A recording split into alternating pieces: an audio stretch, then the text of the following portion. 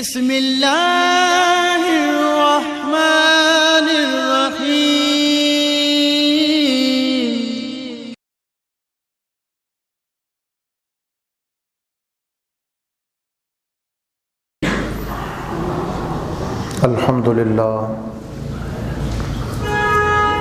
الحمدللہ وحدہ والصلاة والسلام علی من لا نبی بعدہ، اما بعد فاعوذ باللہ من الشیطان الرجیم، بسم اللہ الرحمن الرحیم۔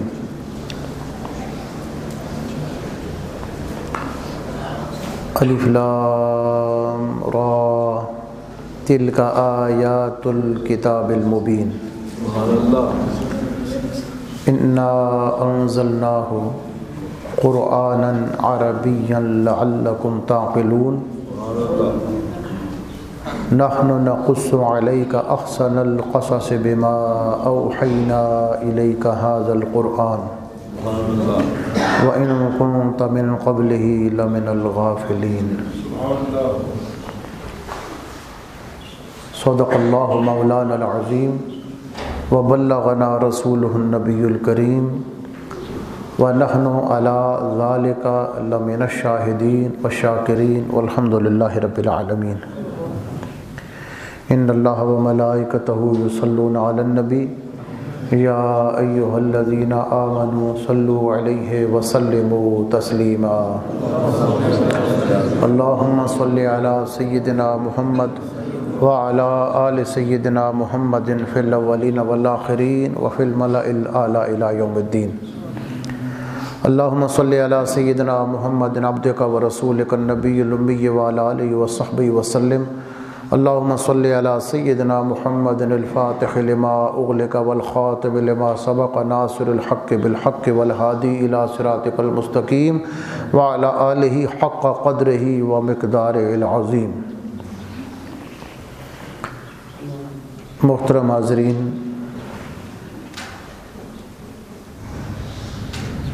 سورہ یوسف شریف کی ابتدائی آیات کریمہ سے متعلق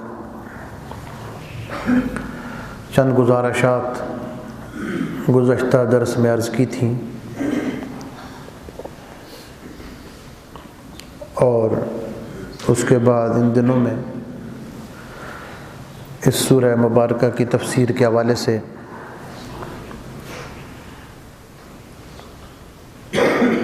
مطالعہ کرتے ہوئے چند تفسیریں ہی دیکھیں تو پھر یہ انسان کو یقین آ جاتا ہے کہ یہ قرآن مجید بہت بڑا سمندر ہے، اس کے مضامین کا احاطہ کسی انسان کے بس کا کام نہیں۔ ایک ایک حرف قرآن حکیم کا، اس کے اندر بے شمار علوم ہیں، اور جو بندہ اپنے دامن کو پھیلا کر اس کے سامنے بیٹھ جاتا ہے، اللہ تعالیٰ اس قرآن کے ذریعے اس کے دامن کے اندر موتی ڈالتا ہے۔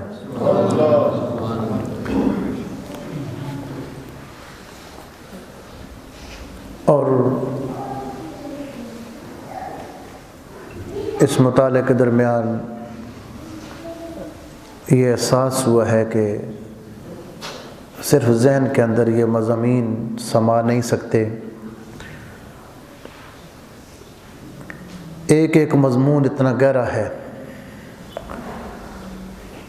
کہ اس پر کوئی نوٹس بنانے چاہیے اور پھر اس کو لکھنا چاہیے، اور جو کچھ مفسرین نے، عارفین نے، محققین نے اس پر تحقیقات فرمائی ہیں، ان کو اکٹھا کیا جائے تاکہ امت کو فائدہ ہو۔ ویسے عام طور پر جب بندہ یہ بات سنتا ہے تو حیران ہوتا ہے کہ 12 سال میں سورہ بقرہ حضرت عمر فاروق نے حضور صلی اللہ علیہ وسلم سے پڑھی۔ عربی تو ان کی اپنی زبان تھی، ترجمہ تو ان کو آتا تھا۔ عبداللہ ابن عمر نے رضی اللہ تعالیٰ عنہما 8 سال تک سورہ بقرہ پڑھتے رہے۔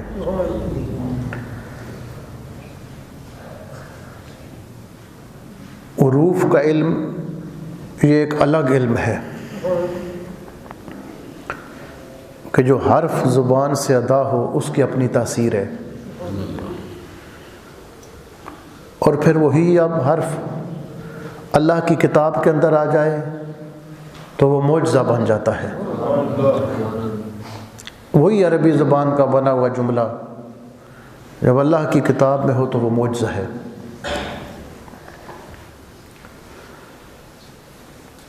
مولا کائنات سیدنا علی بن ابی طالب شیر خدا کرم اللہ وجہ کریم فرماتے ہیں کہ اگر میں سورہ فاتحہ کی تفسیر لکھوں اتنی کتابیں بن جائیں کہ 70 اونٹوں کا بوجھ بن جائے۔ اب اسی صورت کے آپ مضامین کو دیکھیں۔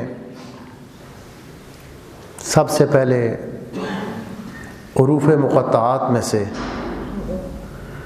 3 حرفوں کو لایا گیا۔ علماء امت کا اس بات پر اتفاق ہے کہ یہ جو حروف مقطعات ہیں یہ بے معنی اور مومل بے مقصد نہیں ہیں، ان کو مقاصد کی خاطر اللہ نے اپنی کتاب میں ذکر فرمایا ہے۔ اگر معنی نہ ہو تو پھر تو اس کا مطلب یہ بنتا ہے کہ اللہ نے کوئی ایسی چیز بھی اپنے نبی پر اتاری جس کا مطلب ہی کچھ نہیں۔ تو یہ خدا کا پیغمبر وہ حقیقی طور پر یقینی طور پر حروف مقطعات کے علوم کو جانتے ہیں۔ پھر جو شخص جتنا رسول اللہ صلی اللہ علیہ وسلم سے قلبی طور پر اور روحانی طور پر قریب ہوتا ہے اتنا ہی اللہ تعالیٰ اس پر حضور صلی اللہ علیہ وسلم کے علم کو القاء فرماتے ہیں۔ اس کے لیے ضروری نہیں ہے کہ بندہ مدینہ شریف کا رہنے والا ہو اور روضہ شریف کے پاس رہتا ہو۔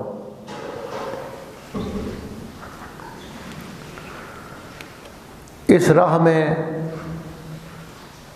زمانے کے فاصلے نہیں ہوتے، مکان کے فاصلے نہیں ہوتے،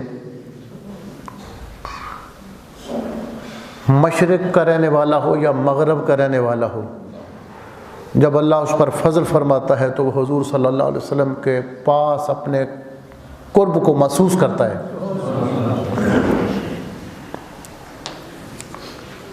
اس کے قلب کی وابستگی رسول اللہ صلی اللہ علیہ وسلم کے ساتھ ہو جاتی ہے۔ مراکش کے ایک بزرگ تھے، تو وہ فرماتے ہیں کہ میں ایک مرتبہ حاضر ہوا، حج کے بعد واپس نہیں جانا چاہتا تھا، تو حضور نبی پاک صلی اللہ علیہ وسلم نے مجھے اپنا دیدار کروایا اور فرمایا اگر تمہارا یہ عقیدہ ہے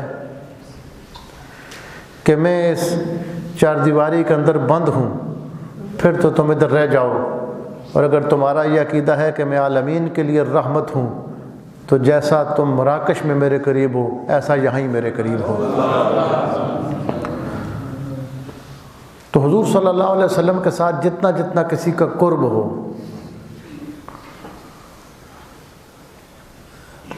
اس کی وضاحت خود حضور صلی اللہ علیہ وسلم نے ارشاد فرمائی جب حضرت معاذ بن جبل رضی اللہ تعالی عنہ، یہ بڑے جلیل القدر اصحاب میں آتے ہیں معاذ بن جبل، کہ حضور صلی اللہ علیہ وسلم نے اپنی حیات میں یمن میں ان کو قاضی بنا کر جج بنا کر بھیجا۔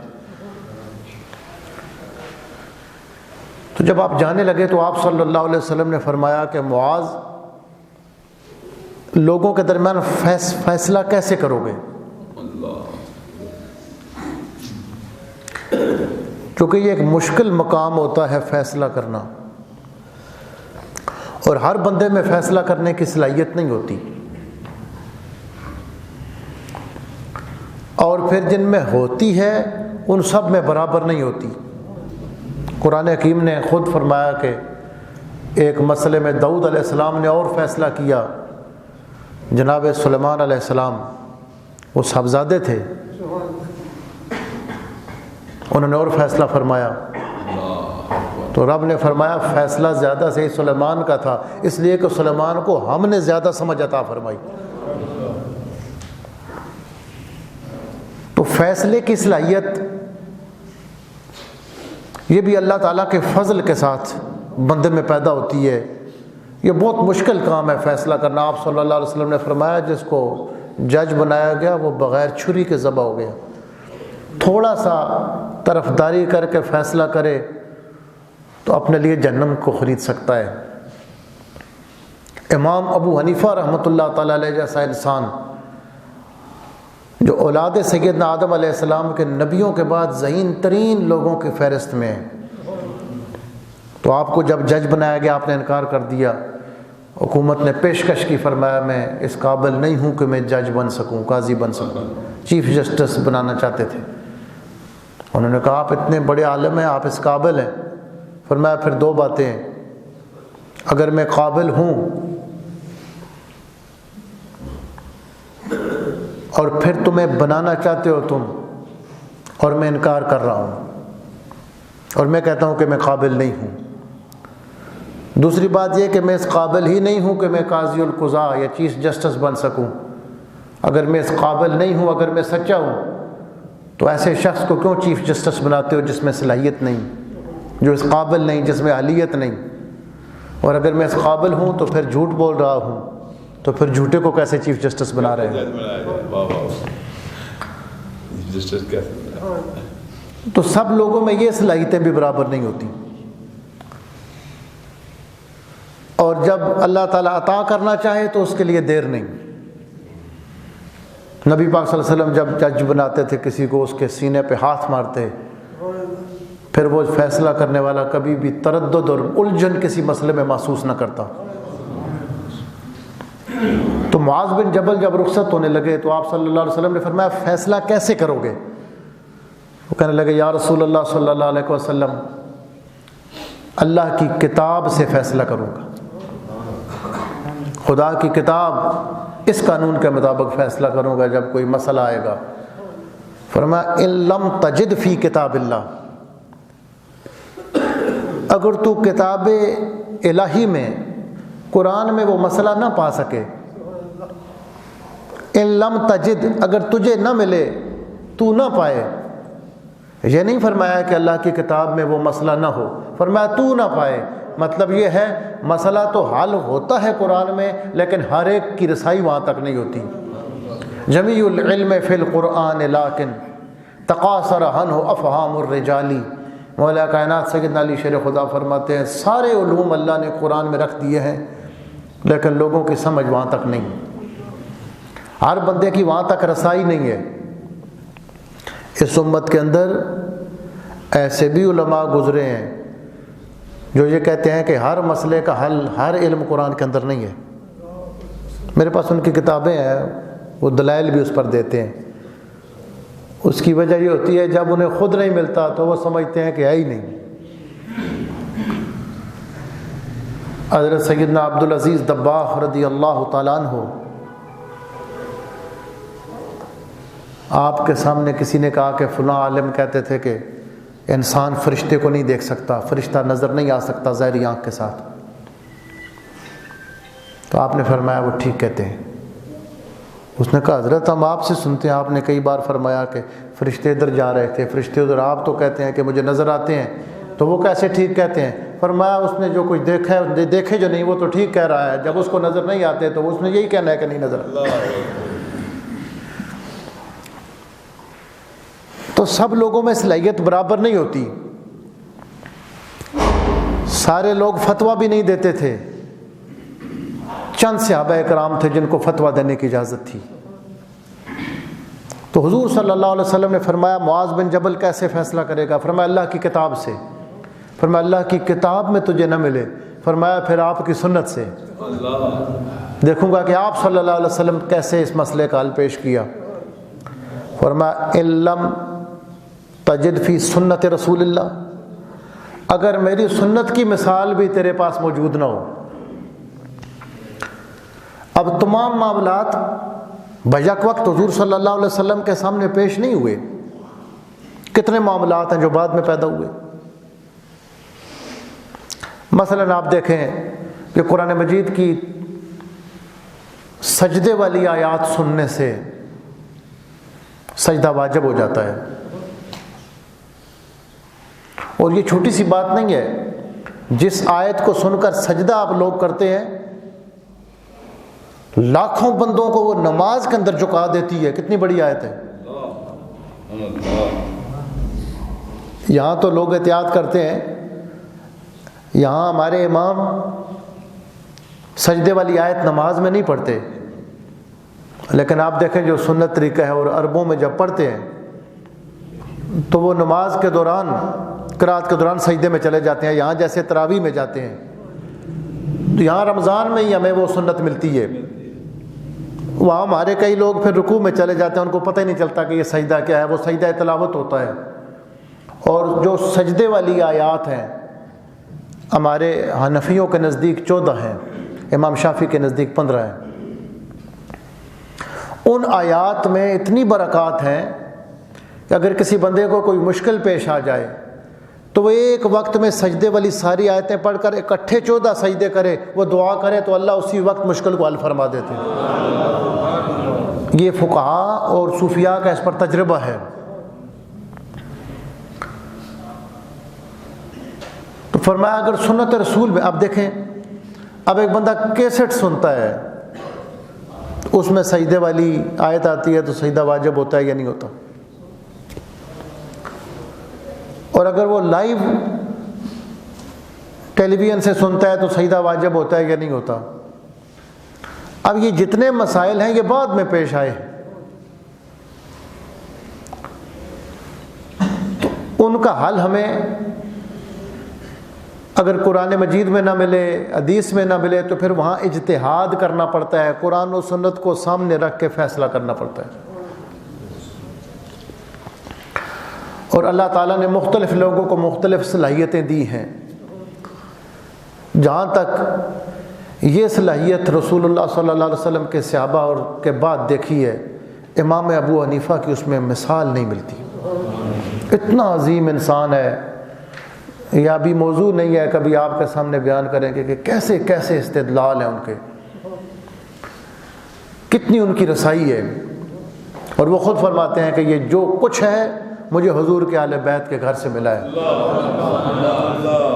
فرماتے میں ہلاک ہو جاتا، میں مارا جاتا اگر میں 2 سال امام جعفر صادق کی نوکری اور خدمت نہ کرتا۔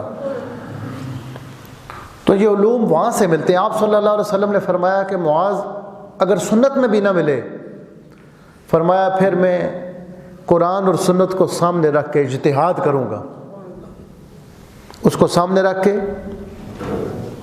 اصول کی روشنی میں پھر فیصلہ کروں گا کہ یہ کیسے ہونا چاہیے۔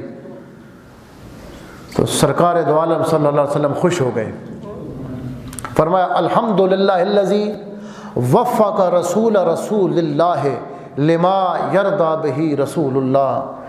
اللہ کا شکر ہے جس نے اپنے نبی کے غلام کو ایسی بات کرنے کی توفیق دی ہے جس سے اللہ کا رسول خوش ہو گیا ہے۔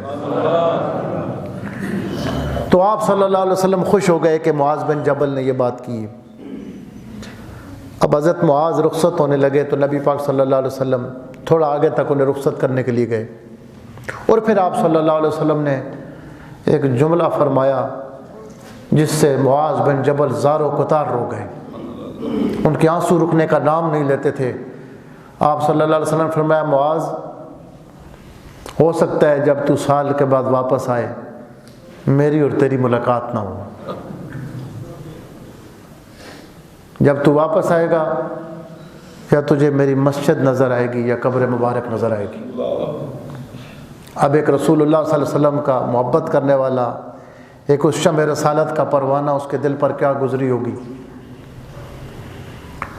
لیکن اس واقعے نے اتنی بڑی خوشخبری امت کو دی، آپ صلی اللہ علیہ وسلم نے ان کو تسلی دی، ان کی اشک شوئی فرمائی، ان کو تسلی دی۔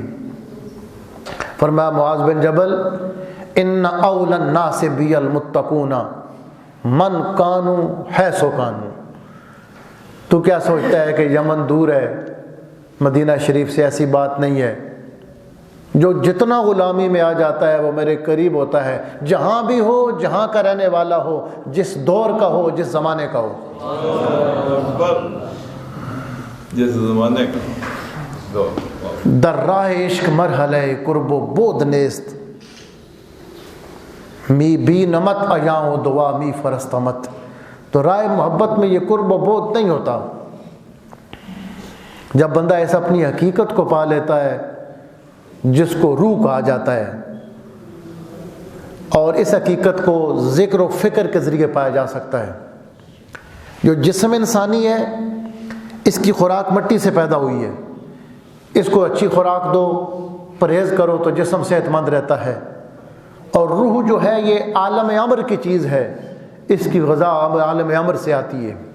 روح کی غذا نور ہے، خدا کے ذکر کا نور ہے، خدا کی محبت کا نور ہے، قرآن کی تلاوت کا نور ہے، درود پاک کا نور ہے، اسماء حسنہ کا نور ہے. جس کو روح کی غذا ملتی ہے اس کی روح طاقت والی ہو جاتی ہے. تو جسم کی غذا مٹی سے پیدا ہوئی. تو جو لوگ اپنی روح کا خیال رکھتے ہیں اللہ ان کو روح کی طاقت دیتا ہے. اور روح کی طاقت خدا کے ذکر سے پیدا ہوتی ہے. اور کبھی کبھی ایسی ہو جاتی ہے کہ بندہ ظاہری کھانے پینے کا محتاج نہیں رہتا. اور حضور صلی اللہ علیہ وسلم کی اس پر حدیث موجود ہے جس میں آپ نے اس کا امکان بلکہ امر واقعی بتایا. ایک اپنی مثال دی، اور پھر آپ صلی اللہ علیہ وسلم کو اس بات کا احساس تھا کہ پھر جن کو اس چیز کا علم نہیں ہے وہ کہیں گے وہ نبیوں کے ساتھ خاص ہے. آپ نے پھر امت کی مثال دی. صحیح بخاری کے اندر یہ روایات موجود ہیں. آپ صلی اللہ تعالی علیہ وسلم نے وصال کے روزے رکھے، صوم وصال. صوم وصال میں افطاری نہیں ہوتی، مسلسل روزے رکھے جاتے ہیں، مسلسل روزے رکھے جاتے ہیں. افطاری نہیں ہوتی شام کے ٹائم، اسی طرح رات گزرتی ہے، صبح پھر سحری بھی نہیں ہوتی. کم از کم 48 گھنٹے ہوں، 2 دن بنے تو صوم وصال بنتا ہے. اور نبی پاک صلی اللہ علیہ وسلم 8 دن تک، کئی ہفتوں تک صوم وصال رکھتے تھے. یہ ہے حضور صلی اللہ علیہ وسلم کی خصوصیت ہے. امت میں سے اگر کوئی کرنا چاہے تو اس کے لیے پھر صوفیاء کہتے ہیں کہ وہ افطاری کے وقت 1 گھونٹ یا 1 قطرہ پی لے تاکہ نبی کی خصوصیت اپنے مقام پر رہے. لیکن اس سے جب بندہ اپنی ضرورتوں کو، جسمانی ضرورتوں کو قربان کرتا ہے تو اللہ اس کی روح کو طاقت دے دیتا ہے. موسیٰ علیہ السلام کو حکم ہوا 40 راتیں آپ گزاریں طور پر، تو پھر تورات میں لکھی کہ اپنی روح جو تمہاری ہے وہ اللہ کھاتا پیتا نہیں ہے، آپ بھی کھانے پینے سے الگ ہو جائیں. اللہ تعالیٰ بیوی بچوں سے پاک ہے تو آپ عارضی طور پر علیحدہ ہو جائیں، اس پہاڑ میں چلے جائیں. جب آپ کی روح مناسبت پیدا کر لے گی پھر اللہ اپنا کلام نازل فرمائے گا. یہ سنت غار حرا جو حضور صلی اللہ علیہ وسلم کی سنت ہے، اور اس امت کے اندر صوفیاء کے علاوہ کوئی اس سنت کو زندہ نہیں کرتا. تو روح کی غذا جو ہے خدا کا ذکر ہے. اس سے کیا ہوتا ہے، پہلے جو چیز آپ نے سنی ہوئی ہے پھر آپ اپنی آنکھوں سے دیکھ لیتے ہیں. ایک بندے نے سنا ہوا ہے کہ مردہ زندہ خدا کر سکتا ہے، اس کو یقین ہے، لیکن جب اپنی آنکھوں سے دیکھے گا تو اسے اطمینان ہو جائے گا. اور قرآن مجید کے اندر اللہ نے اس کو بیان کیا ہے. حضرت سیدنا ابراہیم علیہ السلام کا ذکر کیا تو جو اللہ تعالیٰ نبیوں کے واقعات کا ذکر فرماتا ہے اس میں ہمارے لیے سبق ہوتا ہے. کیونکہ قرآن مجید براہ راست تاریخ کی کتاب نہیں ہے، لیکن فرمایا ہم یہ واقعات اور قصے اس لیے بیان کرتے ہیں کہ تمہارے لیے اس میں سبق ہو. تو جناب ابراہیم علیہ السلام کا واقعہ بیان کیا ہمارے لیے. یہاں جناب سیدنا یوسف علیہ السلام کا واقعہ بیان کیا. یوسف علیہ السلام کا واقعہ پورا آئے گا، آپ اس میں دیکھیں گے. اس میں بھی یہ مسئلہ حل ہوتا ہے کہ جب روح کا غلبہ ہو تو جسمانی ضرورتیں نہیں رہتی. آپ دیکھیں جب قحط کا زمانہ ہے، کھانے پینے کو کچھ نہیں ملتا، جو بندہ یوسف علیہ السلام کو ایک بار دیکھ لیتا ہے 3 دن تک نہ اسے بھوک لگتی ہے نہ پیاس لگتی۔ 3 مہینے تک یوسف علیہ السلام کو جو دیکھ لیتا تھا 3 مہینے تک نہ بھوک نہ پیاس۔ حضرت میاں صاحب نے سیف الملوک کے اندر اس کو بیان کیا ہے، 3 مہینے خلقت رجی ویکھ یوسف کنہانی، جنہ محمد عربی ڈٹھا رجے دوئیں جانی۔ تو حضرت سیدنا یوسف علیہ السلام کا اللہ نے واقعہ بیان فرمایا، حضرت ابراہیم علیہ السلام کا واقعہ بیان کیا، جناب موسیٰ علیہ السلام کے واقعات بیان فرمائے۔ اب ابراہیم علیہ السلام کا واقعہ دیکھیں، وہ کہتے ہیں رب ارنی کیف تحیی الموتیٰ، اے رب مجھے دکھا تو مردوں کو کیسے زندہ کرے گا، مجھے مشاہدہ کروا۔ اب یہ ایک عام مسلمان ہے، صاحب ایمان ہے، اللہ نے ہمیں ایمان دیا ہے، اللہ کا شکر ہے، ہمیں یہ یقین ہے اللہ مردوں کو زندہ کرے گا، یہاں بھی کر سکتا ہے، قیامت کے دن بھی کرے گا۔ تو کہاں ایک عام مومن کا یقین اور ایمان، اور کہاں جناب سیدنا ابراہیم علیہ السلام کا۔ اہل یقین کے سرداروں میں جناب سیدنا ابراہیم علیہ السلام ہے، حضور کی ذات کے بعد۔ اتنا بڑا اہل یقین ہے کہ رب ان کے بارے میں فرمایا انہو من عبادنا المومنین، رب فرماتا ہے بے شک ابراہیم ہمارا صحیح ماننے والا بندہ ہے۔ کتنے صاحب یقین ہیں کہ رب نے فرمایا کہ اس بیوی کو اور اس چھوٹے سے بچے کو بوادن غیر ذی زرع، اس جگہ پہ چھوڑ کے چلے جاؤ، نہ کوئی پانی ہے، نہ وہاں پر کوئی آبادی ہے، نہ وہاں کوئی درخت ہے، فرمایا یہ ہمارے بھروسے پہ چھوڑ کے چلے جاؤ۔ تو اللہ پہ اتنا بھروسہ ہے، چھوڑ کے چلے گئے۔ فرمایا رب جانے اور رب کے کام جانے۔ یہاں پھر یہ بھی بات کہ نبیوں کے علاوہ کسی کو فرشتہ نظر آتا ہے یا نہیں آتا۔ جناب اسماعیل علیہ السلام پانی کے لیے تڑپ رہے ہیں، اور جناب سیدہ ہاجرہ پہاڑی پر 7 چکر لگائے، 7ویں چکر میں سامنے فرشتہ آتا ہے۔ اس نے کہا کیوں پریشان ہو؟ فرمایا پریشان اس لیے ہوں کہ بیٹا پیاسا ہے۔ فرمایا کیسے پیاسا ہے؟ فرمایا ابراہیم علیہ السلام ہمیں چھوڑ کے چلے گئے، کس کے حوالے کر کے گئے تھے؟ فرمایا کہ اللہ کے حوالے کر کے گئے تھے۔ فرمایا اسی اللہ نے مجھے بھیجا ہے، میرا نام جبریل ہے۔ جبریل علیہ السلام نے آ کر اپنا پر مبارک مارا، تو جناب اسماعیل علیہ السلام کے جہاں قدم تھے وہاں سے پانی نکل آیا۔ آپ کی زبان عبرانی تھی، پانی اتنے زور سے نکلا کہ سیدہ حاجرہ نے فرمایا زم زم، عبرانی زبان میں زم زم کا ترجمہ ہے رک رک، یہ عبرانی زبان کا لفظ ہے۔ تو آپ نے فوراً اس طرح کھڈا سا بنا دیا، منڈیر سی بنا دی اس پانی کو، تاکہ یہ پانی ضائع نہ ہو۔ تو نبی پاک صلی اللہ علیہ وسلم فرماتے ہیں، صحیح حدیث ہے، فرمایا اللہ ہماری اس ماں پہ رحم کرے، اللہ مہربانی فرمائے، انہوں نے ایسا کیا، اگر یہ بند آگے نہ لگاتی یہ ایک دریا قیامت تک لیے جاری ہو جاتا، پھر مکے میں یہ دریا ہوتا زمزم کا، لیکن وہ رک گیا۔ تو جناب ابراہیم علیہ السلام کا یقین اتنا ہے۔ تو یہ واقعات ہمارے سمجھانے کے لیے ہوتے ہیں، اس میں ہمارے لیے درس ہے۔ کہتے ہیں اللہ کریم مردوں کو کیسے زندہ کرے گا؟ فرمایا کہ اولم تؤمن، کیا آپ اس بات کو نہیں مانتے، آپ کا ایمان نہیں ہے؟ فرمایا بلا، کیوں نہیں، میرا ایمان ہے، ولکن لیطمئن قلبی، رب کریم اس لیے یہ چاہتا ہوں کہ جب میرے سامنے مردہ زندہ ہو جائے گا، پہلے علم کی حد تک ہے، پھر آنکھ سے دیکھ کر مجھے اطمینان قلبی نصیب ہو جائے گا، اطمینان قلبی ہوگا، پھر قلب میں اطمینان پیدا ہو جائے گا۔ یہ نبیوں کی باتیں ہمارے لیے یہ مثال بیان ہوتی۔ ایسا نہیں ہے کہ ابراہیم علیہ السلام کو کوئی یقین نہیں تھا، ان کو اللہ تعالیٰ کے ساتھ براہ راست رابطہ ہوتا ہے، انبیاء کرام کا اللہ سے باتیں ہوتی۔ وَلَٰكِن لِيَطْمَئِنَّ قَلْبِي کہ مجھے اطمینان قلبی نصیب ہو جائے۔ ابراہیم علیہ السلام نے 4 پرندے ذبح کیے۔ پہلے ان پرندوں کو اپنے ساتھ مانوس کیا، ان کو اپنے پاس رکھا، وہ ان کے ساتھ مانوس ہو گیا، انس ہو گیا۔ پھر ان کو ذبح کر کے پہاڑوں پہ مختلف جگہ گوشت مکس کر کے اس کا قیمہ رکھا۔ پھر حکم ہوا ثم ادعوہن، پھر ان کو بلاؤ۔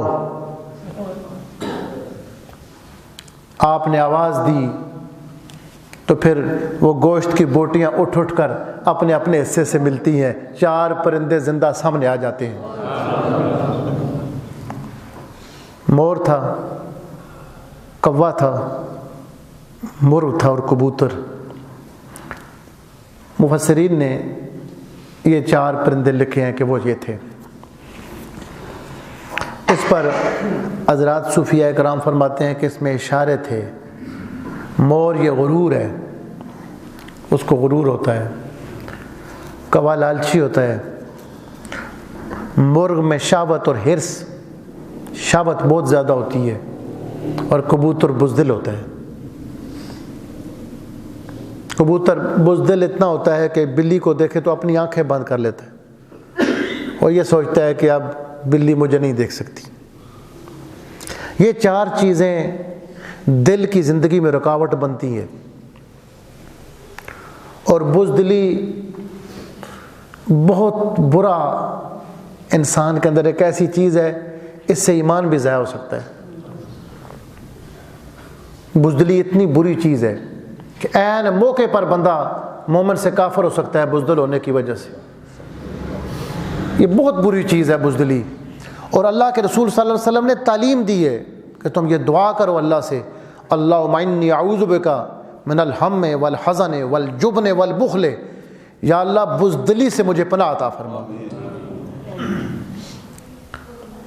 اس لیے آپ نے فرمایا کہ اس شخص کے لیے معافی نہیں ہے جو میدان جنگ سے پیٹھ پھیر کے بھاگ جائے، جب دیکھے جنگ ہو تلواریں چل رہی ہیں تو بھاگ کے چلا جائے۔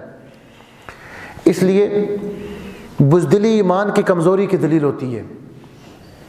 والذین فی قلوبہم مرض، احزاب کی جنگ میں فرمایا کچھ لوگ وہ تھے جو پہلے سے منافق تھے، کچھ دن کے دلوں میں تھوڑا سا مرض تھا، وہ کہنے لگے اب تو کوئی مدد نہیں آنی، اللہ رسول نے جھوٹے وعدے کیے تھے، دھوکہ تھا۔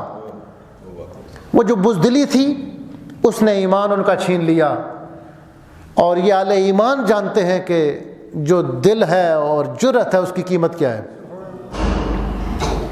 اس کائنات میں سب سے زیادہ جرأت اللہ نے رسول اللہ صلی اللہ علیہ وسلم کو عطا فرمائی۔ صحابہ کرام فرماتے ہیں حنین کی جنگ میں ہمیں اندازہ ہوا جب 50 سے زیادہ دشمن کے گھیرے میں رسول اللہ اکیلے لڑ رہے تھے، اور جب دشمن نے آگے آنے کی کوشش کی تو آپ نے فرمایا انا النبی لا کذب انا ابن عبد المطلب، میں نبی ہوں، میں جھوٹا نہیں ہوں، میں عبد المطلب کا بیٹا ہوں۔ آپ صلی اللہ علیہ وسلم نے وہاں جناب سیدنا عبد المطلب کا ذکر کیا۔ یہاں ایک اور بات آپ صلی اللہ علیہ وسلم نے فرمایا گناہ ہے کوئی بندہ کافر آبا و اجداد پہ فخر کرے، آبا و اجداد کافر ہوں تو کہے ہم ان کی اولاد ہیں، کوئی سکھوں کی اولاد ہو ہم ان کی اولاد ہیں۔ کافر آبا و اجداد کا ذکر فخر سے نہیں کیا جاتا، اس کا مطلب ہے رسول اللہ اپنے دادا کو مومن سمجھتے تھے، میں عبد المطلب کا بیٹا ہوں۔ ان کو پتہ تھا کہ میرے آبا و اجداد میں جناب عبداللہ سے لے کر آدم علیہ السلام تک سارے صاحب ایمان تھے، میں عبد المطلب کا بیٹا ہوں۔ آپ نے اس جرأت اور مردانگی کا اظہار فرمایا۔ ایمان جتنا ہو اتنا میرے سب دلیر بندے سے بہت پیار کرتے تھے۔ ایک بار ایک بندے نے اتنی بڑی غلطی کر دی تو کسی نے شکایت کی تو فرمانے لگے کوئی گل نہیں، بڑا باجرت بندہ ہے، دلیر آدمی ہے۔ سخن کی قیمت ہر بندے کو نہیں ہوتی۔ نظیری ایک شاعر ہوئے ہیں، ان کا ایک مصرع ہے، علامہ اقبال فرماتے ہیں کہ اگر میرے پاس جام جم پوری دنیا پر اگر حکومت ہو اور کوئی مجھے کہے کہ یہ مصرع میرا ہو، یہ ساری حکومت لے لو، ایک مصرع دے دو، میں ایک مصرع میں نظیری کا نہ دوں۔ نظیری کہتے ہیں، اقبال فرماتے ہیں کہ بملک جم نہ دہم مصرع نظیری را، کہ ہر کے کشتہ نہ شد از قبیلہ ایمان است۔ اقبال کہتے ہیں کہ نظیری کا ایک مصرع ہے، پوری دنیا کی حکومت کے مقابلے میں میرے لیے زیادہ قیمتی ہے۔ نظیری نے کہا تھا ہر کے کشتہ نہ شد از قبیلہ ما نیست، جو مر نہیں سکتا، مرنے کے لیے تیار، موت کو قبول نہیں کر سکتا، اس کا ہمارے خاندان سے کوئی تعلق نہیں ہے، وہ ہماری برادری کا بندہ ہی نہیں ہے۔ تو اللہ تعالیٰ بزدلی سے اور بزدلوں سے محفوظ رکھے۔ دلیر بندے کو بزدل دوست میدان جنگ میں بھگا سکتا ہے، اس لیے اللہ تعالیٰ ہمیں جو دوست عطا فرمائے وہ بھی جرأت والے عطا فرمائے۔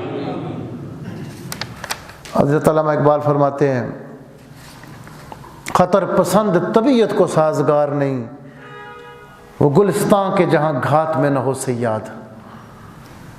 جو خطر پسند طبیعت ہوتی ہے اس کو وہ باغ ہی اچھا نہیں لگتا، اس پرندے کو جس میں کوئی دشمن طاق میں بیٹھ کر تیر لگا کے نہ بیٹھا ہوا ہو، اس پرندے کو وہاں لطف نہیں آتا۔ اس کو مزہ تب آتا ہے اس پرندے کو جہاں دشمن طاق میں بیٹھا ہو اور وہ اسے اپنی جان بچا رہا ہو، خطرے کو محسوس کر رہا ہو، وہ اس باغ میں رہنا پسند کرتا ہے جس میں جرأت ہو۔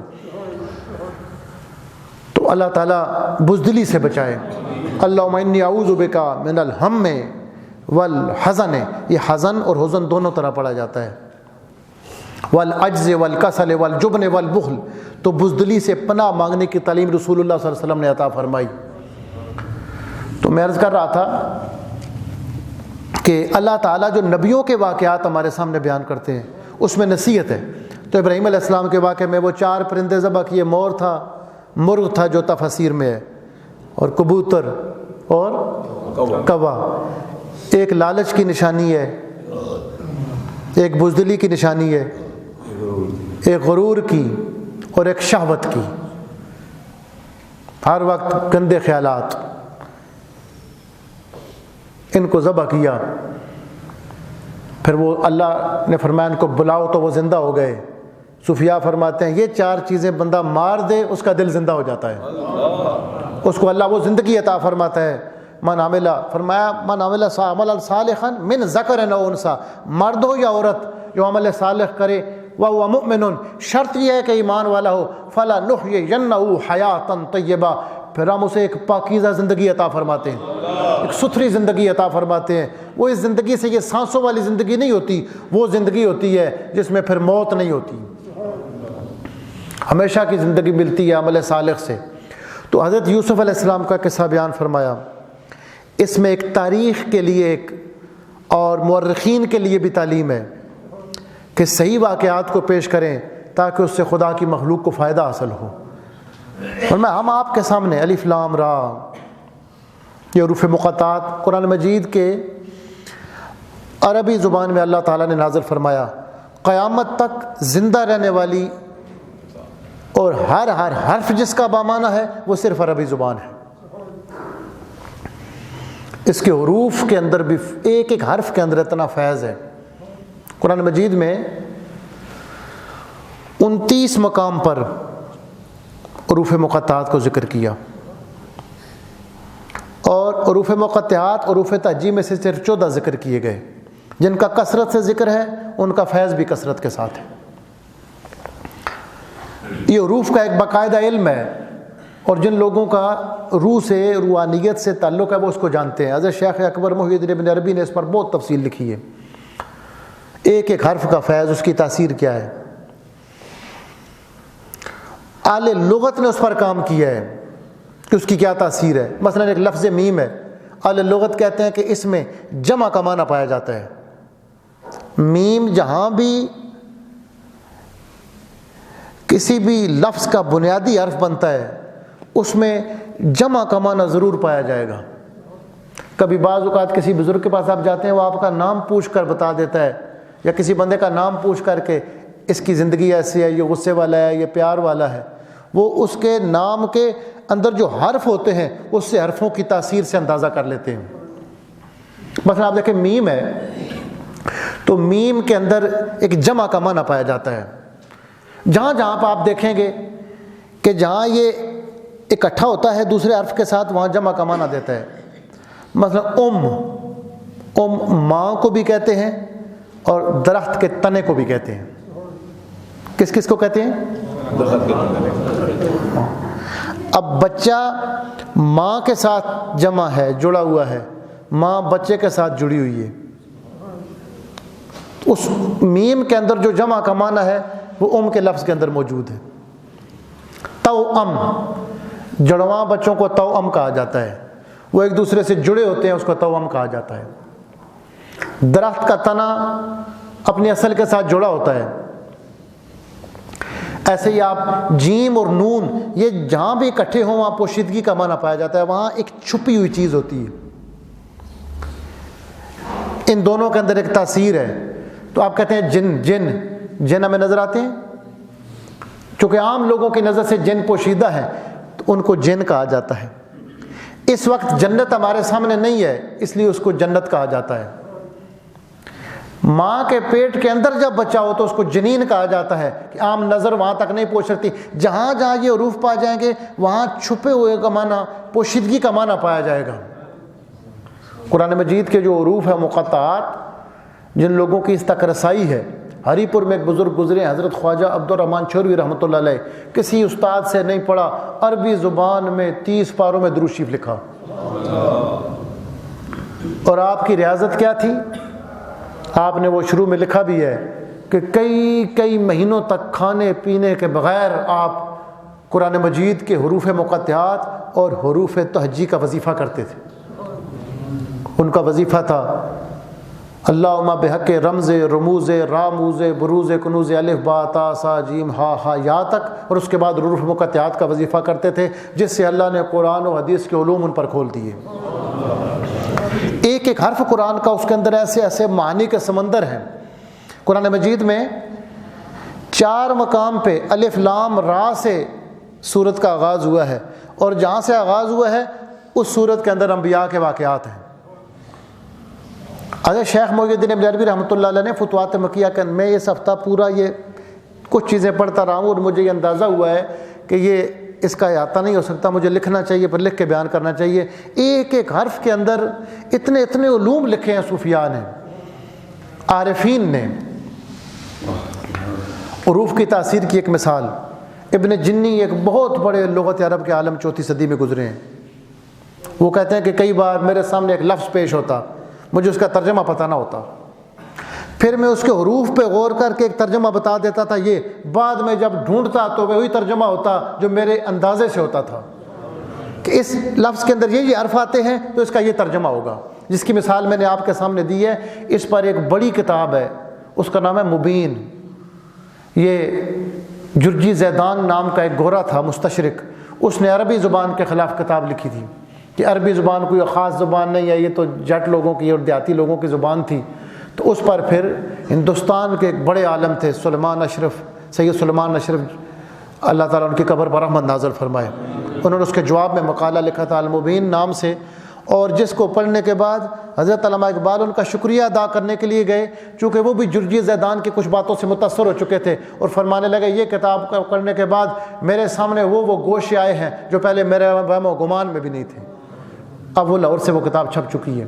یعنی ایک ایک حرف کے اندر پھر عربی زبان میں جو اعراب ہیں ان کی تاثیریں ہیں۔ مثلا حمل، ماں کے پیٹ میں بچہ ہو تو اس کو کہتے ہیں حمل۔ حمل اس بوجھ کو کہتے ہیں جو اٹھانے میں آسانی ہو۔ اگر وہ حمل ہو جائے، قرآن میں حمل بھی ہے، تو ایسا وزن جو بندے کے بس میں نہ ہو، بندہ اٹھا نہ سکتا ہو، پھر اس کو جانوروں پہ رکھنا پڑے، گھوڑے پہ رکھنا پڑے، گدھے پہ رکھنا پڑے، اونٹ پہ رکھنا پڑے، اس کو حمل کہتے ہیں۔ اب ح میم لام، ہا میم لام 3 حرف ہیں، لیکن جو زبر ہے اس میں ہے بوجھ ہلکا ہو، جہاں زیر ہے اس کا مطلب ہے بوجھ زیادہ ہو۔ ایک زیر اور زبر نے کہاں سے کہاں معنی کو پہنچا دیا۔ پھر اور عربی زبان میں جو جتنے الفاظ ہیں وہ 3 حرفوں سے زیادہ تر بنتے ہیں، اس کو اس کا مجرد مادہ کہا جاتا ہے۔ جیسے آپ دیکھیں حمل، ہا میم لام، اس کا ایک معنی ہے۔ اب ان حرفوں کو تھوڑا آگے پیچھے کر دیں، ہا کو بعد میں لے جائیں، میم کو پہلے لے آ جائیں، پھر ہوگا ملح۔ اب میم لام ہا یہ بھی بے معنی نہیں ہوگا، اس کا معنی ہے نمکین ہونا، اس کا معنی ہے گندمی رنگ ہونا۔ اب اس کو اور ترتیب بدل دیں، لام کو پہلے کر دیں، ہا کو بعد کر دیں، میم کو آخر میں کر دیں، لحم، یہ گوشت کو کہا جاتا ہے۔ اس طرح عربی زبان میں کوئی بھی لفظ ایسا نہیں ہے جب 3 حرفوں کو آگے پیچھے کر کے کسی بھی ترتیب سے لکھو اس کا معنی ضرور بن جاتا ہے. عین لام میم علم. اب کریں میم لام عین، اس کا ایک اپنا ترجمہ ہے رنگین ہونا، جس طرح کہ ملمہ کا رنگ کرنا ملمہ کاری کہتے ہیں.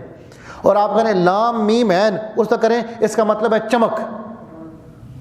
لمہ کہتے ہیں چمک کو. جو جب آگ جلاتے ہیں آپ تو جو شعلہ اٹھتا ہے اس کو لمہ کہا جاتا ہے، جو شعلے کی چمک ساتھ اٹھتی ہے اس کو. یعنی حرف آگے پیچھے کیے جائیں، اتنی وسیع زبان ہے. اب ایک بندے کو نیند آتی ہے، ایسی نیند آئے جس میں آنکھیں کھلی ہوں اور دماغ سویا ہوا ہو، اس کے لیے الگ لفظ ہے. ایسے ہوتا ہے بندہ، یہ عام طور پر جو لمبے لمبے روٹوں پہ ٹرک ڈرائیور ایسے ہوتا ہے، آنکھیں ان کی کھلی ہوتی ہیں، دماغ ان کے سو جاتے ہیں، ایکسیڈنٹ ہو جاتا ہے، اس کے لیے عربی میں الگ لفظ ہے. کبھی ایسے ہوتا ہے کہ آنکھ بند ہوتی ہے لیکن نیند نہیں ہوتی، دماغ جاگ رہا ہوتا ہے، اس کے لیے اس نیند کے لیے اور لفظ ہے. آیت الکرسی میں جب ہم پڑھیں گے نا سنتوں والا نوم، سنا اور چیز ہے، نوم اور چیز ہے، اس پر یہ بات آئے گی. کبھی ایسے ہوتا ہے آنکھ بھی سوئی ہوتی ہے، دماغ بھی سو جاتا ہے، اس کے لیے اور لفظ ہوتا ہے. صرف شیر کے لیے 500 سے زیادہ الفاظ ہیں عربی میں. تلواروں کے 300 سے زیادہ نام ہیں، گھوڑوں کے 400 سے زیادہ نام ہیں. اتنی وسیع زبان ہے. اس لیے اللہ فرماتا ہے یہ جو زبان ہے قرآن ہے، ان کو ہم نے عربی مبین میں نازل فرمایا ہو. قیامت تک زندہ رہنے والی جو زبان تھی اللہ نے اس میں اپنے محبوب پر قرآن حکیم کو نازل فرمایا. اور یہاں ہمارے ساتھ ایک زیادتی ہوئی. امام شافعی رحمۃ اللہ علیہ کا نظریہ یہ تھا کہ ہر مسلمان پر عربی سیکھنا واجب ہے. اس کی وجہ فرض ہے، چونکہ قرآن کا سیکھنا مسلمان کے لیے واجب ہے تو اس کے سیکھنے کے لیے عربی کا سیکھنا واجب ہونا چاہیے. اگر یہ بات مان لی جاتی اس کا پھر یہ فائدہ ہوتا کہ پوری دنیا میں جو مسلمان ہوتا وہ عربی کو سیکھتا. آج ہم میں سے 50% بندے انگلش زبان کو اتنا تو سمجھ سکتے ہیں کہ اپنی بات سمجھا سکتے ہیں، چونکہ وہ ضرورت ہماری بن گئی ہے. گوروں نے ایسے طریقے کے ساتھ کیا ہے کہ ہر بندہ مجبوراً بھی اس کو انگریزی بولنی پڑتی، سیکھنی پڑتی ہے. اگر اس طرح ہو جاتا، جو ہماری نمازوں کی زبان ہے، عربی نماز پڑھتے ہوئے کوئی پتہ نہیں ہوتا ہم کیا پڑھ رہے ہیں. واصف علی واصف نے فرمایا تھا ہم عجیب لوگ ہیں، ہم گھروں میں پنجابی بولتے ہیں، دوستوں میں اردو بولتے ہیں، دفتروں میں انگریزی بولتے ہیں، عبادت میں عربی بولتے ہیں، اور پتہ ہی نہیں ہوتا کہ ہم کیا کہہ رہے ہیں. میرے حضرت صاحب کے پاس ایک مفتی میرے ساتھ مفتی صاحب گئے تو کہنے لگے کہ آپ فلاں فرقوں سے بہت نفرت کرتے ہیں، ان بے ادب لوگوں سے. تو فرمایا کہ نماز میں وعدہ کرتے ہیں روزانہ دعائے قنوت میں، وَنَخْلَعُ وَنَتْرُكُ مَن يَفْجُرُكَ، اے خدا جو تیرا نہیں ہوگا ہم اس سے دوستی نہیں رکھیں گے. فرمایا نماز میں وعدہ کریں، باہر آ کر پھر ہم دوستی خدا کے منکروں سے لگائیں، پھر وعدہ تو نہ ہوا نا. مولوی صاحب کہنے لگے ہم نے تو کبھی سوچا ہی نہیں ہم دعائے قنوت میں کیا پڑھتے ہیں. ہم دعائیں مانگتے نہیں، ہم دعائیں پڑھتے ہیں، اس لیے کہ عربی سے ناشنائی ہے. اگر ہر مسلمان عربی کو اتنا سیکھ لیتا کہ جس سے وہ اپنے قرآن کو سمجھ لیتا، آج اپنی اپنی مرضی کے ترجمے کر کے امت کو اختلاف میں نہ ڈالا جاتا. ہر ایک نے اپنا ترجمہ کیا ہے، اور اللہ کی کتاب ہم زیادہ کم پڑھتے ہیں، مولویوں کے ترجمے زیادہ پڑھتے ہیں. جس بندے کو تھوڑا سا عربی زبان سے آشنائی نصیب ہو جائے، ایک بہت بڑے ہندوستان میں شاعر تھے غالباً ان کا صفی مبارک پوری یہ اس طرح کوئی نام تھا، تو وہ علامہ اقبال کے پاس آئے، کہنے لگے جب سے آپ کی شاعری نے مجھے لطف دیا ہے میں نے شعر کہنا ہی چھوڑ دیے ہیں، مجھے اب کسی شعر میں لطف نہیں آتا، آپ کا ہی کلام پڑھتا ہوں. فرمایا جس دن آپ کو اللہ کے کلام کا لطف آ گیا آپ یہ بھی چھوڑ دیں گے. اقبال نے فرمایا جس دن آپ کو اللہ کے کلام کا لطف آ گیا اس دن آپ اس کو بھی چھوڑ دیں گے. جس کو تھوڑی سی بھی عربی زبان سے آشنائی ہو، جب وہ اللہ کے کلام کو پڑھتا ہے اس کا دل زبان پکار اٹھتا ہے کہ اس کلام جیسا کائنات میں کوئی کلام نہیں ہے. ہم نے اس کو عربی زبان میں نازل کیا. اس میں اس قصے کو کیوں اللہ تعالیٰ نے کہا یہ سب سے حسین قصہ ہے، اس کے اندر اتنی تفصیلات ہیں. ایک پہلے خواب کی بات آتی ہے، خواب کیا ہوتا ہے، اس کی قسمیں کیا کون سی ہوتی ہیں، کس طرح کے لوگوں کو کیا کیا خواب نظر آتے ہیں. یا ایک بزرگ تھے، روحانی بزرگ تھے، تو وہ ایک بات کیا کرتے تھے حالانکہ وہ کتابیں اور تفسیریں نہیں پڑھتے تھے، ان کی بات آج مجھے وہ بات یاد آئی۔ فرماتے تھے میرے سامنے کوئی آ کر زیادہ روحانی خوابیں بیان کرے نا تو میں اسے کہتا ہوں معدے کا علاج کراؤ، معدہ خراب ہو، اندر گیسیں بنتی ہوں تو پھر بھی بڑے اونچے اونچے خواب آتے ہیں۔ وہ جب میں نے آج وہ تفسیروں میں روح المعانی میں پڑھا، امام راضی کی تفسیریں پڑھا، میں نے کہا یہ تو وہی بات ہے جو بابا جی جنگل والے کہا کرتے تھے۔ انسان کی خوراک کا اس کے خوابوں پر اثر پڑتا ہے، جبکہ خواب ایک ایسی حقیقت ہے، بعض اوقات کافر ایسا سچا خواب دے سکتا ہے جو بیان ہی ایسے ہو جائے۔ اب اس کو کیا قسمیں ہیں، کون سا خواب کیسے آتا ہے، کس وقت خواب آئے تو اس کی کیا تاثیر ہوتی ہے، یہ بھی ایک بات ہے۔ یہ جو زبیدہ خاتون ہے، اس نے یہ نہر بنوائی تھی، نہر زبیدہ، آج بھی یہ مکہ شریف موجود ہے، 1500 غالباً کلومیٹر ہے یہ ہے۔ بغداد سے یہ مکہ شریف نہر، پانی نہیں تھا تو اس نے یہ نہر کھدوائی تھی۔ کافی عرصہ پہلے تک جو لوگ پہلے آج سے 20-25 سال پہلے گئے ہوں گے ان کو پانی تھا بھی اس میں، اب وہ پانی نہیں ہے چونکہ عرب میں خود پانی کثرت سے ہو گیا ہے۔ تو عرب آج کے موقع پر آئی، اس نے دیکھا پانی نہیں ہے تو اس نے ایک نیکی کا ارادہ کیا تھا۔ اس سے پہلے ایک بات ہوئی، زبیدہ خاتون نے خواب دیکھا۔ اس نے خواب دیکھا کہ عجیب و غریب خواب تھا کہ اس کے ساتھ جنات، انسان، جانور، پرندے سارے اس کے ساتھ صحبت کر رہے ہیں، جس طرح جوڑے کا تعلق ہوتا ہے میاں بیوی کا۔ وہ بہت ڈر گئی تو اس نے اپنی لونڈی کو بلایا، آج کل نوکرانی اس کا ترجمہ کریں گے لونڈی، اور اس نے اپنی کنیز کو بلایا اور اس نے کہا کہ ابن سیرین کے پاس جاؤ اور جا کر کہو کہ میں نے یہ خواب دیکھا ہے، اپنا بتانا کہ میں نے یہ خواب دیکھا ہے۔ چونکہ یہ بات ایسی تھی تو بادشاہ کی ملکہ کیسے کہہ سکتی تھی کہ میں نے یہ خواب دیکھا۔ جب ابن سیرین کے سامنے خواب بیان ہوا، اس نے لونڈی نے کہا میں نے یہ خواب دیکھا ہے، اس نے کہا یہ منہ اور مسور کی دال، لونڈی کو یہ خواب نہیں آ سکتا، مجھے سچ بتاؤ۔ اس نے کہا کہ یہ خواب تو ملکہ نے دیکھا ہے۔ فرمایا ملکہ سے کہہ دو اس کی تعبیر یہ ہے کہ وہ کوئی ایسا کام کرے گی، ایسا نیکی کا کوئی کام کرے گی جس سے انسان، جنات، پرندے، ساری خدا کی مخلوق کو فائدہ ہوگا۔ پھر یہ نہر زبیدہ اس نے کھدوائی تھی جس سے انسانوں نے بھی پانی پیا، جانوروں نے پیا، پرندوں نے پیا، جنات نے بھی جس سے فائدہ اٹھایا۔ تو اب دیکھیں وہی خواب اگر بادشاہ کی اس ملکہ نے دیکھا ہے اس کی اور تعبیر ہے، کوئی اور دیکھے تو اس کی اور تعبیر ہے۔ یہ بھی ایک علم ہے، اور ہر بندہ یہ خواب ایک تعبیر، ایک خاص علم ہے جو اللہ اپنے خاص بندوں کو عطا فرماتا ہے۔ ایک بندہ ذکر و فکر والا ہے، وہی خواب دیکھے اس کا اور مطلب ہوگا۔ ایک بندہ نماز ہی نہیں پڑھتا، وہی خواب دیکھے اس کا اور مطلب ہوگا۔ اور قرآن مجید میں نبیوں کے خوابوں کا ذکر ہے، نبیوں کے پاس جو خواب بیان ہوئے ان کا ذکر ہے۔ تو یہ ایک پوری بحث ہے، اس تفسیر میں آئے گی کہ قرآن میں کن کن خوابوں کا ذکر ہے، پھر رسول اللہ صلی اللہ علیہ وسلم نے کن کن خوابوں کا، اپنے خوابوں کا ذکر فرمایا۔ صحابہ کرام سے آپ بیٹھ کے صبح سنتے تھے، فرماتے تھے آج تو نے کیا دیکھا ہے، تو نے کیا دیکھا ہے، اور فرماتے تھے لم یبقى من النبوۃ الا المبشرات، نبوت ختم ہو گئی ہے، اب نبی کوئی نہیں آئے گا الا المبشرات، ایمان والوں کو خوابوں کے ذریعے اللہ غیب سے آگاہ فرمائے گا۔ چھوٹا بچہ خواب دیکھے اس کی اور تعبیر۔ پھر اس میں یہ ہے کہ یوسف علیہ السلام نے جو خواب دیکھا عمر کے کس حصے میں دیکھا، پھر یعقوب علیہ السلام نے کیوں فرمایا کہ یہ اپنے بھائیوں کے سامنے بیان نہ کرنا، پھر یہ خواب آگے کیسے نکل گیا، ان کے بھائیوں کو حسد کیا تھا۔ یہ ایک بات ہے کہ کچھ لوگ کہتے ہیں کہ وہ سارے نبی تھے اور اس پر بھی روایتیں موجود ہیں، کچھ کہتے ہیں ان میں سے نبی کوئی نہیں ہوا، چونکہ یہ جو کام ہوئے یہ کبیرہ گناہ کے ہوتے ہیں اور نبیوں سے کبیرہ گناہ نہیں ہوتا۔ پھر اس پر یہ بحث ہے سورہ یوسف کی تفسیر میں کہ نبی معصوم ہوتے ہیں، کس طرح معصوم ہوتے ہیں، اس کے کیا دلائل ہیں۔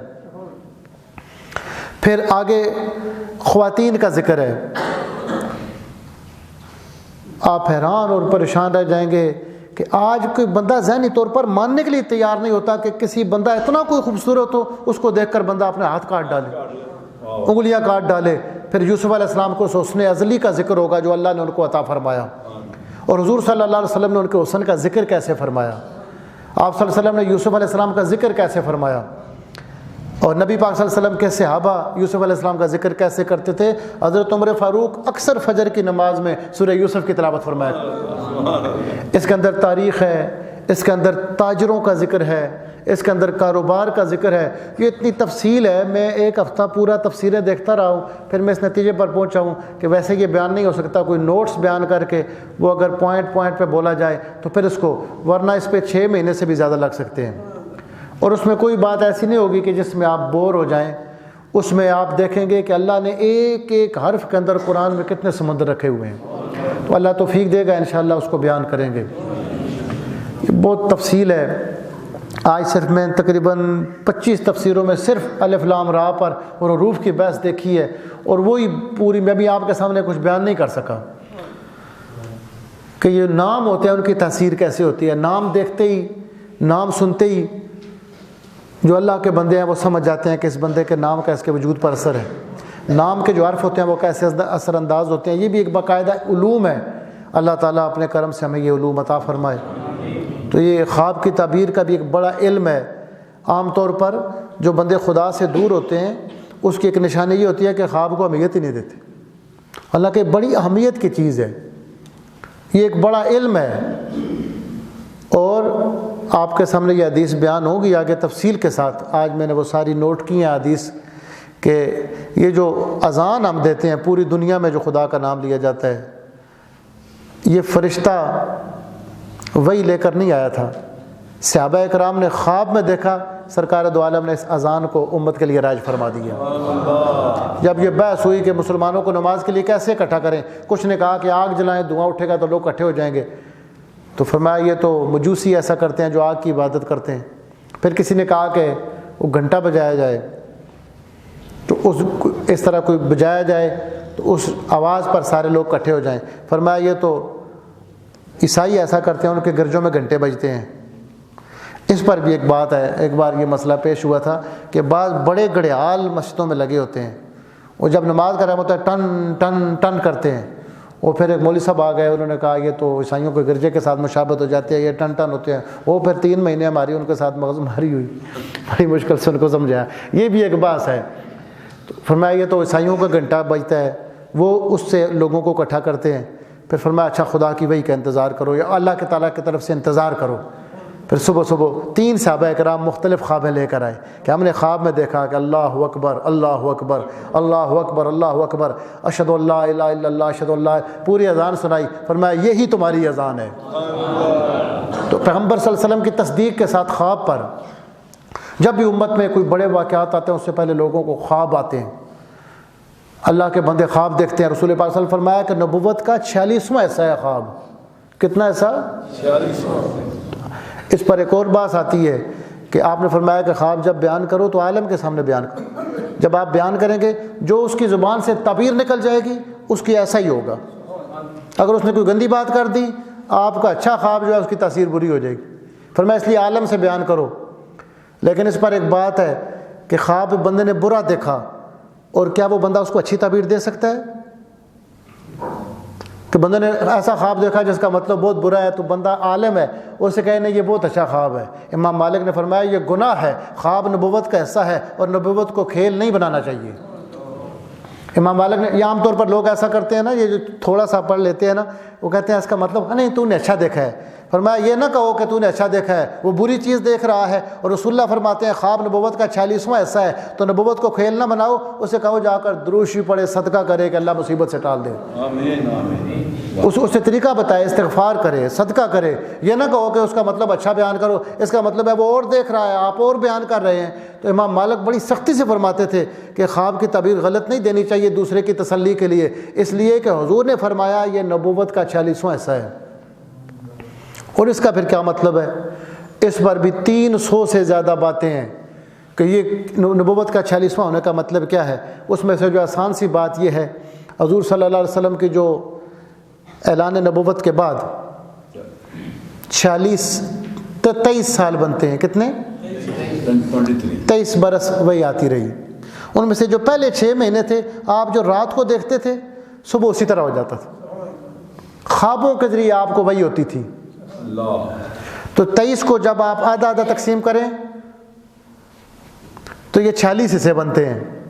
اس میں سے جو 6 مہینے آپ کے تھے وہ خواب کے ذریعے تھے، تو فرمایا اب وہی تو نہیں آئے گی، لیکن جس طرح مجھے 6 مہینے خوابوں کے ذریعے بتایا جاتا تھا، میری امت کے ایمان والوں کو خوابوں کے ذریعے بتایا جائے گا۔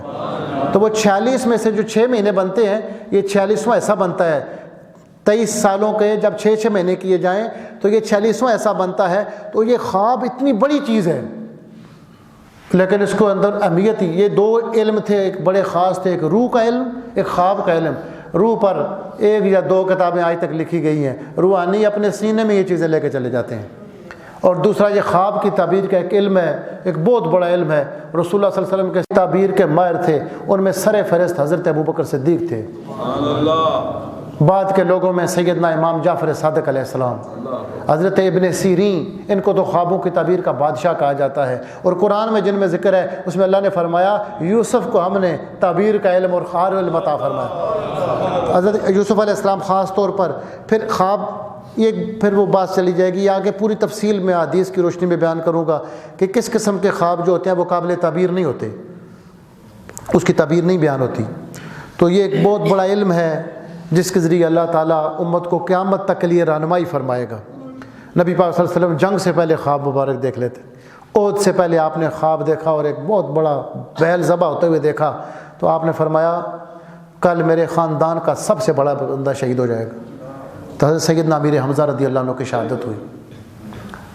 آپ صلی اللہ علیہ وسلم نے خواب دیکھا تھا کہ ایک بیل ذبح ہو رہا ہے، تو آپ صلی اللہ علیہ وسلم نے صحابہ کے سامنے بیان فرمایا۔ اس پر پھر ایک بات ہے کہ ایسا خواب دیکھو تو بیان کرنا چاہیے نہیں، حضور نے تو بیان کر دیا۔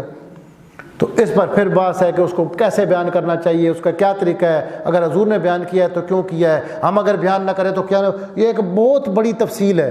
یہ پورا ہفتہ میں یہ تفسیریں دیکھتا رہا ہوں، جہاں جیسے جیسے مجھے صحت ہوتی تھی، تو لیکن وہ ساری چیزوں کا احاطہ میں نوٹ نہیں کر سکا۔ انشاءاللہ آئندہ درس میں کوشش کروں گا میں رجسٹر پر نوٹ کر کے ایک ایک چیز پوائنٹ کے ساتھ بیان کروں گا، تاکہ آپ لوگ بھی ذہنی طور پر بوجھل، اپنے آپ کو بوجھ محسوس نہ کریں اور ہمارے لیے بھی اس میں آسانی ہو۔